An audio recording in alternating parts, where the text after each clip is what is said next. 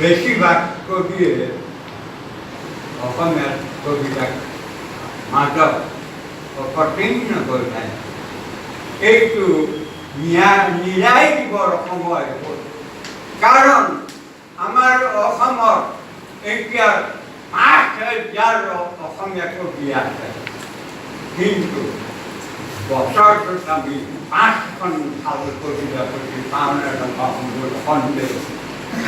কাৰণ তেওঁলোকে কবিতা লিখে, অসমীয়া কবিতাৰ ঐতিহ্য সম্পৰ্কে তেওঁলোকৰ ধাৰণা স্পষ্ট নহয়।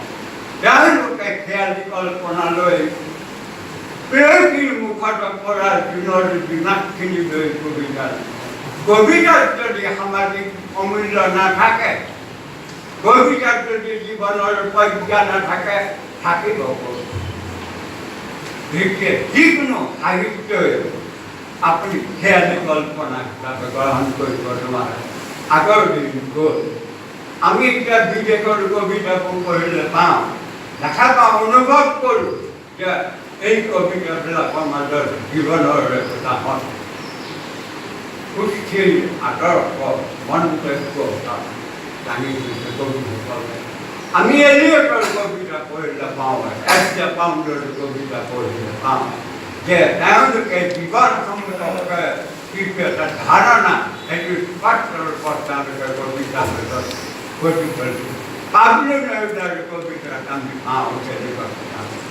এইবোৰ কবিতাৰ লগত আমাৰ অসমীয়া কবিসকল আগবাঢ়ি যাবৰ বাবে আমাৰ অসমীয়া কবিসকলে কঠোৰ পৰিশ্ৰম কৰাৰ সময় আহি পৰিছে।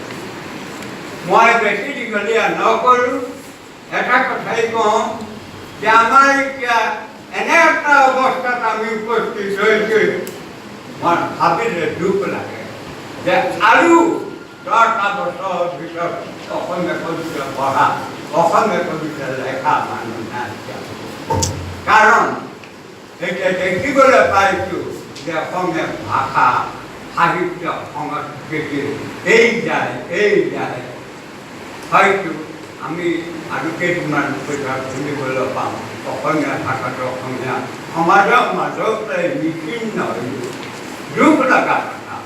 এনে এটা পৰিৱেশত মই তৰুণ প্ৰজন্মৰ কবি নহয়, সকলো লেখক সাহিত্যিককে অনুৰোধ কৰোঁ যে তেওঁলোকে যেন আমাৰ যিটো ভাষা সংস্কৃতি সেইটো গভীৰভাৱে অধ্যয়ন কৰি পৰিশ্ৰমৰ যোগেদি সাহিত্য আদি সৃষ্টি কৰে।